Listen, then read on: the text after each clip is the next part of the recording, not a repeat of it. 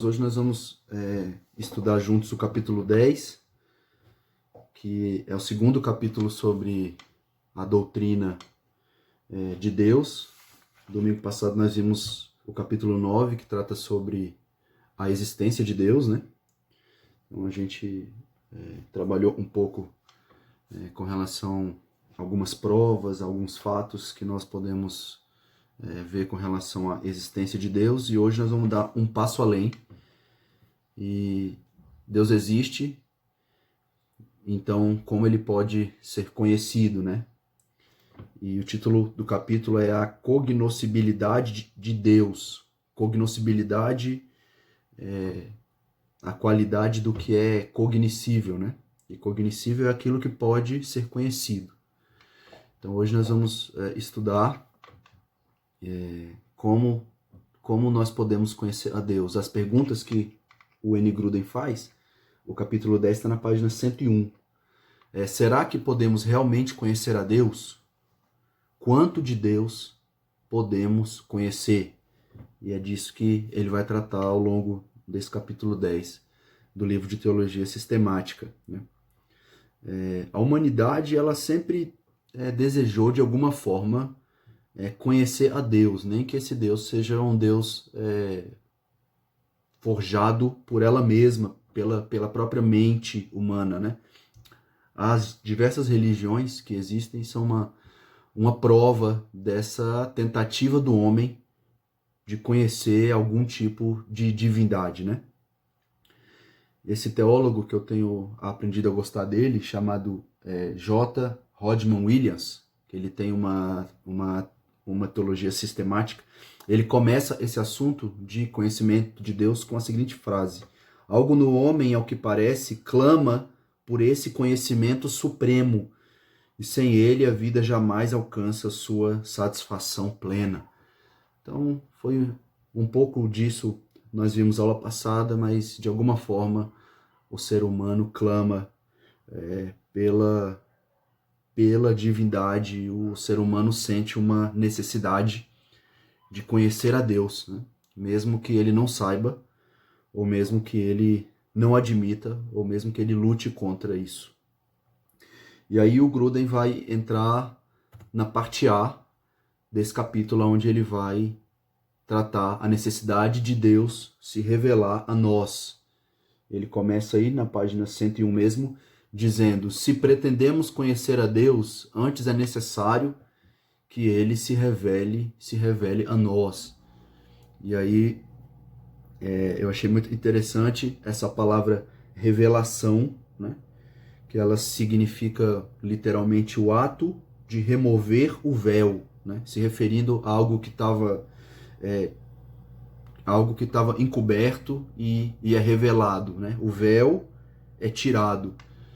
Por exemplo, quando a gente fala o livro de Apocalipse. Apocalipse, tanto no latim como no grego, significa revelação, né? Revelação, algo que estava oculto, encoberto e que foi revelado, foi descoberto, né?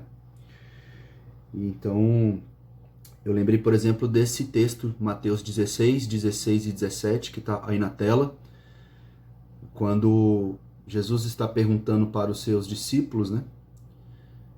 Quem eles acham que ele é, né? E aí eles falam a opinião de algumas partes do povo. E aí Jesus pergunta: mas e vocês? E vocês?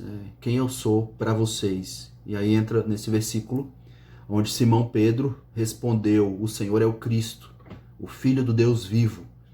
E Jesus responde para ele: feliz é você, Simão, filho de Jonas, porque isso não lhe foi revelado por carne ou sangue, mas por meu Pai que está no céu.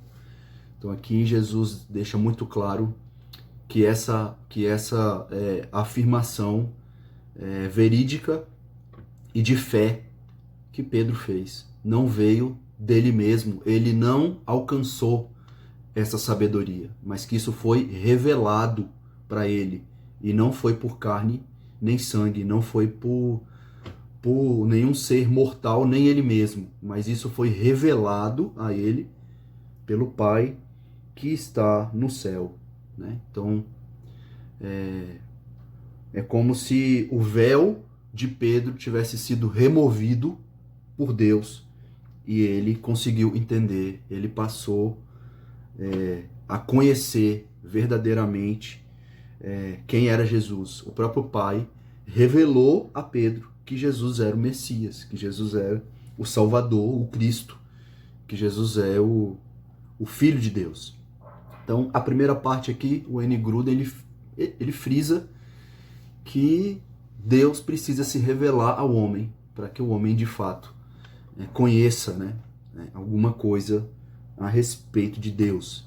E aí o Gruden vai dizer que Deus se revela ao homem através da natureza. Nós vimos um pouco disso na aula passada, que Deus não deixa o homem sem algum tipo de prova, de evidência que Deus existe, e uma dessas provas é a própria natureza. Então Deus se revela ao homem através da natureza. Essa é aquilo que a teologia chama de revelação geral. É a forma que Deus se revela à humanidade como um todo, como o seu Criador. Né? E aí o Gruden cita, por exemplo, Romanos 1,19. Porquanto o que de Deus se pode conhecer é manifesto, ou entre eles, porque Deus lhes manifestou. Então aquilo que o homem, mesmo o homem que ainda não é filho de Deus, o homem como criatura, ele pode conhecer alguma coisa de Deus como o Criador a respeito da natureza, e isso é uma revelação que parte primeiramente do próprio Deus, né? É como o Gruden comenta, a criação natural revela Deus, porque ele mesmo decide revelar-se assim. Então Deus se revela e pode ser conhecido como o Criador através também da natureza. Mas aí o Gruden entra que esse Deus ele pode ser conhecido pessoalmente através da salvação, o conhecimento pessoal que vem através da salvação. E ele cita aí Mateus 11:27, que está aí. Tudo me foi entregue por meu Pai, disse Jesus. Ninguém conhece o Filho senão o Pai. Ninguém conhece o Pai senão o Filho. E aquele a quem o Filho quiser revelar. Até esse conhecimento mais pessoal que temos de Deus, essa relação que vai se transformar numa relação filial, que é oriunda da salvação, é antes de tudo uma decisão do próprio Deus e a ação trinitária do Pai, do Filho e do próprio Espírito Santo. Então esse conhecimento mais pessoal, que o homem deixa de ser somente uma criatura, mas ele vai se tornar um filho e vai ter esse conhecimento mais pessoal de Deus, que passa a ser o seu Pai, vem através da salvação e é, antes de tudo, uma decisão do próprio Deus em salvar o homem. E aí o Gruden vai entrar nessa parte que ele vai afirmar que nós não podemos conhecer a Deus por nós mesmos, né? E aí ele cita aí 1 Coríntios 1:21. E está aí na tela também, a palavra do Senhor diz assim: visto como na sabedoria de Deus o mundo não o conheceu, por sua própria sabedoria, aprove a Deus salvar os que creem pela loucura da pregação. Né? Então não é com a sua própria sabedoria, com a sua própria inteligência, com o próprio conhecimento que o homem vai conhecer a Deus, que ele vai se achegar a Deus. Homem nenhum alcança Deus. Deus tem que se revelar e ele tem que alcançar o homem. E ele faz isso através da natureza, faz isso de uma maneira mais pessoal através do Espírito Santo que vai de fato levar os homens a conhecerem o Cristo, o Filho de Deus, Jesus Cristo. E é esse que vai permitir que esses homens sejam reconciliados com Deus. Tudo intervenção de Deus nas nossas vidas. Ele precisa se revelar a nós. Na nossa própria sabedoria, diz aí o apóstolo Paulo, o mundo não o conheceu. O mundo não consegue conhecer Deus com a sua própria sabedoria, né? Por isso que algumas vezes nós podemos observar pessoas que leem a Bíblia, que têm um conhecimento com relação à Bíblia no sentido histórico, né?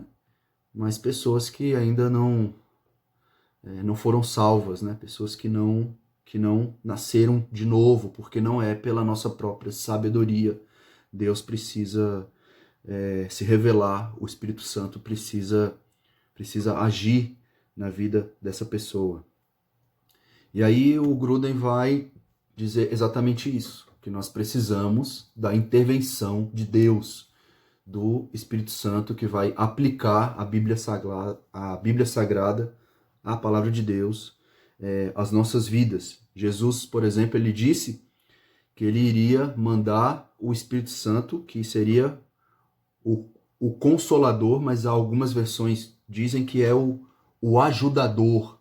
Eu acho que seria até mais correto, que ele iria convencer o mundo do pecado, da justiça e do juízo. O Espírito Santo vem para convencer o homem a respeito das Escrituras, e as Escrituras apontam para Jesus Cristo, o Filho de Deus, e é o Filho de Deus que vai tornar possível a reconciliação entre o Deus Santo e o homem pecador.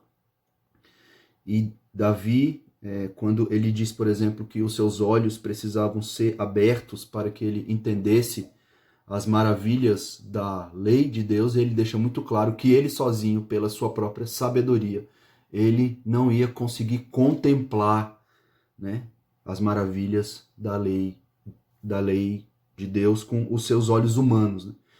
Então, nós, de fato, precisamos da intervenção de Deus para que nós consigamos conhecê-lo de verdade. O N. Gruden diz assim: centenas de falsas religiões pelo mundo afora são provas de que os pecadores, sem a orientação das Escrituras, e eu acrescentaria do Espírito Santo também, sempre compreendem erradamente e distorcem a revelação de Deus encontrada na natureza. Então, nós precisamos das Escrituras e precisamos da intervenção do Santo Espírito de Deus para, de fato, conseguirmos conhecer a Deus, lembrando que, antes de tudo, é um ato primeiro do próprio Deus, né? Aí o Gruden entra na parte B, onde ele vai enfatizar que jamais poderemos compreender plenamente a Deus. Está na página 102 aí do livro de Teologia Sistemática. E ele vai dizer que primeiro existe um abismo entre um Deus que é infinito e um homem que é finito. Ele vai dizer assim: como Deus é infinito e nós finitos e limitados, jamais poderemos compreender plenamente a Deus. Nesse sentido, podemos dizer que Deus é incompreensível, ou seja, que não pode ser plenamente compreendido. Ele cita aí, por exemplo, o Salmo 145, verso 3, que diz: grande é o Senhor e muito digno de ser louvado, a sua grandeza é insondável. A grandeza de Deus está além daquilo que a gente pode conhecer, daquilo que nós podemos sondar. Ele vai citar também Romanos 11, 33 a 36, onde a palavra do Senhor diz assim: ó profundidade da riqueza, tanto da sabedoria como do conhecimento de Deus, quão insondáveis são os teus juízos, e quão inescrutáveis os seus caminhos. Quem, pois, conheceu a mente do Senhor? Ou quem foi o seu conselheiro? Porque dele, e por meio dele, e para ele são todas as coisas. A ele, pois, a glória eternamente. Amém. ou quem primeiro deu a ele, para que lhe venha a ser restituído. Paulo aqui, ao longo desse capítulo, é um capítulo interessante, Romanos 11, onde ele vai tratar sobre a questão do povo de Israel, né, e os planos de Deus para esse povo, e ele vai terminar esse capítulo dizendo que Deus é maior do que nós podemos de fato compreender, né? Ele fala aqui de uma profunda riqueza e de uma sabedoria e de um conhecimento de Deus que é muito grande, que a gente não consegue ter noção da grandeza de Deus, do poder dele, né? E ele diz aqui que o nosso juízo não consegue compreender plenamente Deus, né? Quem conheceu plenamente a mente de Deus, diz Paulo, Deus é maior, muito maior do que nós sequer pensamos, né? O Tim Keller tem um comentário de Romanos, onde ele comenta esse trecho e eu achei muito interessante. Ele diz assim: muitos têm a impressão de não conseguir adorar a Deus a menos que entendam tudo acerca dele. Paulo, no entanto, sabia que isso era uma impossibilidade.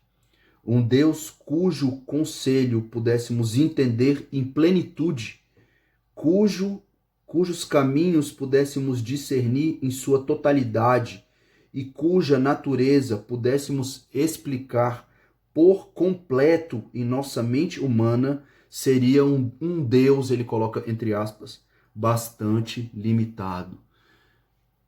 Se nós pudéssemos atingir plenamente Deus, compreender tudo de Deus, se nós pudéssemos discernir tudo de Deus, Deus seria um Deus limitado, Deus não seria Deus, né? Seria finito, como nós somos finitos. E a Bíblia diz que Deus não é. Deus é eterno, Deus é infinito, e nós vamos ver isso um pouquinho mais a fundo nas próximas aulas que vão tratar sobre os atributos de Deus, né? Então, nós jamais poderemos compreender plenamente a Deus, porque Deus é infinito e nós somos finitos e limitados. Mas além disso, nós também não vamos poder compreender plenamente a Deus, porque Deus é santo e nós somos pecadores. Ele cita aí Isaías 59, eu vou ler aqui do 1 ao 3, no slide aí tem só o 2, por conta do espaço. Eis que a mão do Senhor não está encolhida para que não possa salvar, nem agravado o seu ouvido para que não possa ouvir. Mas as vossas iniquidades fazem separação entre vós e o vosso Deus, e os vossos pecados encobrem o seu rosto de vós, para que não vos ouça, porque as vossas mãos estão contaminadas de sangue, e os vossos dedos de iniquidade, os vossos lábios falam falsidade, a vossa língua pronuncia perversidade. Se Deus vem e se revela, ele tira o véu, esse véu é o pecado, né? O pecado que faz separação entre nós e Deus, entre os homens e Deus, né? Os pecados que fazem com que o nosso rosto seja encoberto, né? Então, o pecado, de certa forma, ele nos encobre de Deus. Logo, nós precisamos da intervenção de Deus para ele se revelar a nós e tirar esse véu que nos cega, né?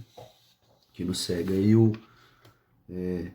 esse teólogo, o Rodman Williams, diz: embora seja verdade que o finito não é capaz de conhecer o infinito, é verdade ainda mais contundente que o homem pecador não é capaz de conhecer o Deus santo e justo. O Deus santo e justo. E aí o Gruden vai dizer que não é só uma questão que nós não podemos conhecer a Deus plenamente, mas que nós jamais poderemos compreender plenamente nem mesmo uma só coisa acerca de Deus, né? Então ele diz assim, quando a gente sabe que Deus é amor, que Deus ama, Deus é infinito, o amor dele é infinito, aquilo que a gente aquilo que a gente consegue compreender do amor de Deus é algo limitado, porque nós somos seres limitados e pecadores, de certa forma até distorcendo um pouco. Mas não, aquilo, quando a Bíblia fala de um Deus que ama, é um amor infinito, que a gente nem vai conseguir compreender plenamente esse amor. Quando a Bíblia fala de que Deus é santo, que Deus é justo, são coisas que nem essas coisas acerca de Deus, nem os atributos de Deus nós vamos conseguir compreender plenamente, né? Então, o Grudem diz assim: podemos conhecer algo do amor de Deus, do poder de Deus, da sabedoria de Deus, mas jamais poderemos conhecer plenamente ou exaustivamente o seu amor, ou o seu poder, ou a sua sabedoria. Mas o Grudem diz que antes disso deixar a gente, puxa, então assim, então eu não vou conseguir conhecer plenamente a Deus, então como é que é? Existe essa distância, Deus é infinito, eu sou infinito, mas o Grudem diz que na verdade nós somos estimulados a conhecermos mais de Deus, né? Tem uma frase que dizem que um Deus eterno, nós vamos demorar a eternidade toda para conhecê-lo, né? Então, na verdade, nós somos estimulados a conhecermos cada vez mais desse Deus eterno, né? Sempre vai ter algo para a gente conhecer, sempre vai ter algo para a gente desfrutar, né? De Deus, né?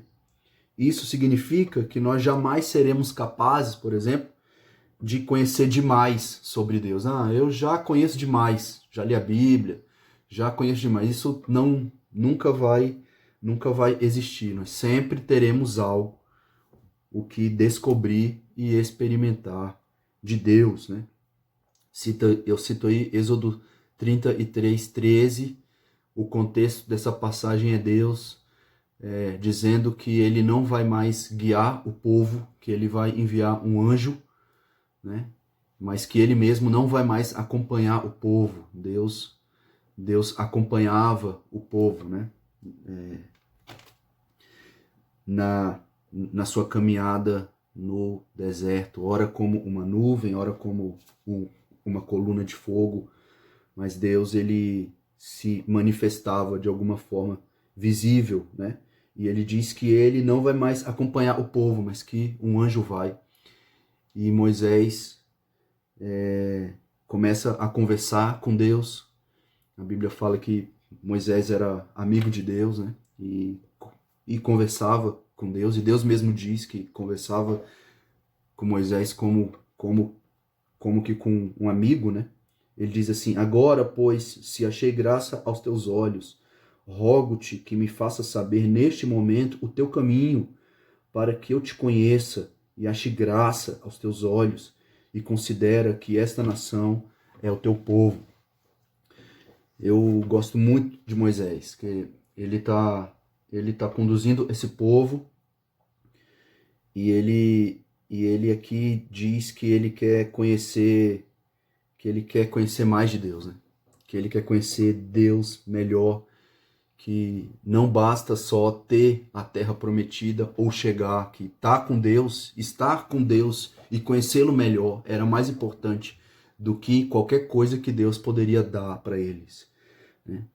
E Moisés aqui demonstra que ele quer ser mais do que um líder do povo. Ele quer mais do que simplesmente chegar à terra prometida. Moisés quer Deus, né? Moisés quer Deus para ele e para o povo. E é isso que nós somos estimulados a conhecermos mais e mais de Deus. E não focarmos tanto naquilo que Deus pode nos dar, mas focarmos a nossa vida em conhecermos mais o próprio Deus. É isso que Paulo diz, por exemplo, lá em Colossenses, capítulo 1, do versículo 9 ao 12. Eu coloquei só o 12 aí por conta de espaço, mas eu vou ler rapidamente aqui esse trecho. Por essa razão, também nós, Desde o dia em que o ouvimos, não cessamos de orar por vós e de pedir que transbordeis de pleno conhecimento da sua vontade, em toda a sabedoria e entendimento espiritual, a fim de viverdes de modo digno do Senhor, para o seu inteiro agrado, frutificando em toda boa obra e crescendo no pleno conhecimento de Deus, sendo fortalecidos com todo o poder, segundo a força da sua glória, em toda a perseverança e longanimidade, com alegria, dando graças ao Pai, que vos fez idôneos à parte que vos cabe da herança dos santos na luz. Paulo aqui está estimulando os irmãos a crescerem no conhecimento de Deus, né? E ele está dizendo aqui que nós só vamos agradar a Deus vivendo de modo digno e frutificando em toda a boa obra se tivermos com sede de Deus, para conhecermos no pleno conhecimento, para a gente conhecer mais de Deus e conhecer a tal ponto que a gente transborde de pleno conhecimento dele. O N. Gruden, ele vai dizer: ainda que todos os dias da nossa vida dediquemos algum tempo ao estudo bíblico e à comunhão com Deus, sempre haverá mais por aprender sobre Deus e suas relações conosco e com o mundo, e sempre mais motivos para agradecer e para louvá-lo. E é isso, essa sede, né, que nós precisamos ter de conhecermos mais ao Senhor, de termos mais intimidade com Ele, de lermos mais a palavra, e isso vai fazer toda a diferença na nossa vida, na nossa maturidade, nas nossas escolhas e na maneira com que a gente interage com as outras pessoas. E aí ele vai dizer: nós não podemos conhecer tudo de Deus, Deus precisa se revelar a nós, mas a parte C, que está na página 103, ele diz: mas nós podemos, porém, conhecer a Deus de modo verdadeiro. Aí o Gruden vai dizer: de fato, tudo que as Escrituras nos falam sobre Deus é verdadeiro. Então nós temos um guia seguro sobre a vontade de Deus, que revela o caráter de Deus, e nós podemos conhecer a Deus, principalmente através da palavra de Deus, né? Que é a revelação especial, é a maneira como Deus, como Pai, se revela aos seus filhos, né? Gosto de um teólogo que diz que nós temos a revelação geral, a revelação especial, mas ele também diz que nós temos a revelação subordinada, né? Que ele diz que essa revelação subordinada seria um sonho, uma profecia específica, né? E ele chama de revelação subordinada porque ela é subordinada à revelação especial, que é a Bíblia Sagrada, as Escrituras Sagradas. Mas aqui o que o Gruden diz é que nós podemos conhecer mais de Deus de maneira verdadeira através da própria palavra de Deus, né? Jesus, em João 17, tá errado aí o slide, faltou o 7. Jesus estava orando por seus discípulos e ele diz: santifica-os na verdade, a tua palavra é a verdade.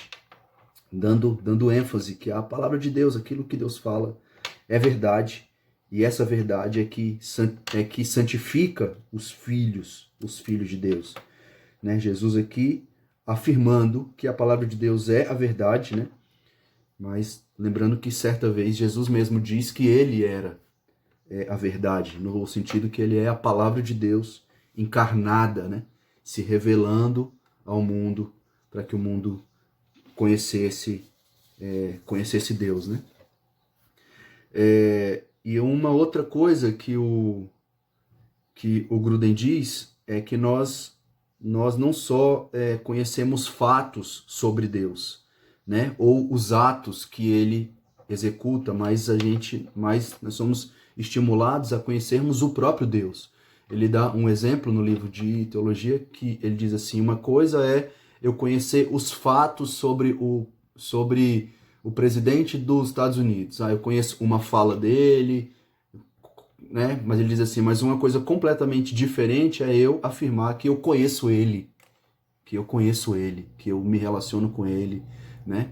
E aqui o Gruden vai dar muita ênfase que nós servimos a um Deus vivo e pessoal, que se relaciona conosco. Então, sempre que você lê a Bíblia, você não lê simplesmente como um fato que aconteceu na história e um texto que tem um contexto, mas é a palavra de Deus. É Deus usando a palavra dele para falar com você. E por isso que a gente lê o texto dentro do seu contexto, mas por isso que a gente ora para que o Espírito Santo aplique aquela palavra nas nossas vidas. Que o nosso Deus é um Deus vivo e nos chama para o conhecermos e andarmos com ele a cada dia. Ele cita aqui Jeremias 9, 23 e 24.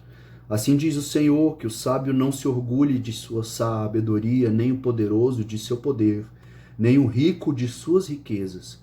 Aquele que deseja se orgulhar, que se orgulhe somente disso, de me conhecer e entender que eu sou o Senhor, que demonstra amor leal e traz justiça e retidão à terra.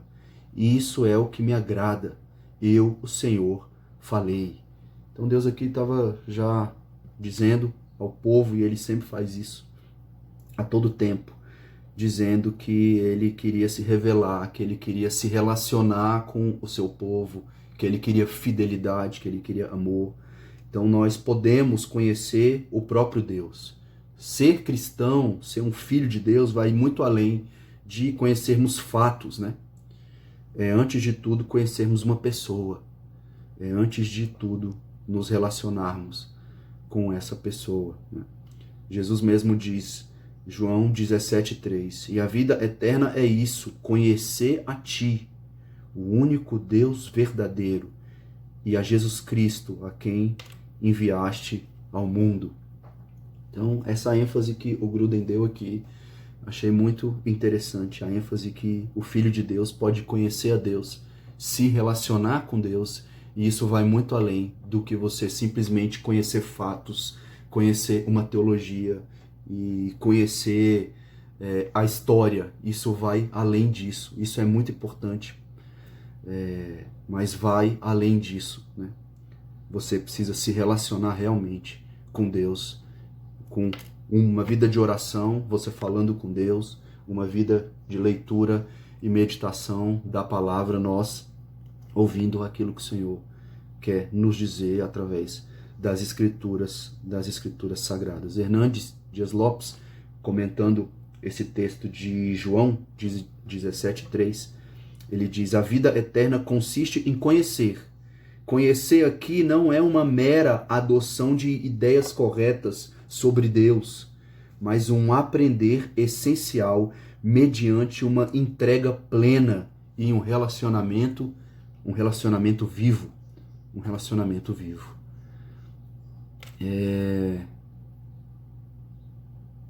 Esse aqui tá errado. Aí. E aí eu termino com uma frase do N. Gruden, que está na página 104. O fato de conhecermos o próprio Deus é demonstrado ainda pela percepção de que a riqueza da vida cristã envolve um relacionamento pessoal com Deus. De fato, pode-se dizer que esse relacionamento pessoal com Deus Pai, com Deus Filho e com Deus Espírito Santo é a maior de todas as bênçãos da vida cristã. Então, vai além dos fatos, vai além daquilo que Deus pode nos dar, e Ele de fato nos dá, Deus cuida da gente, mas vai além disso. O centro da nossa adoração e do nosso desejo de conhecer é o próprio Deus. É nos relacionarmos com Ele, conhecermos cada vez mais dele por meio do seu Filho e por meio da ação do seu Espírito nas nossas vidas, né?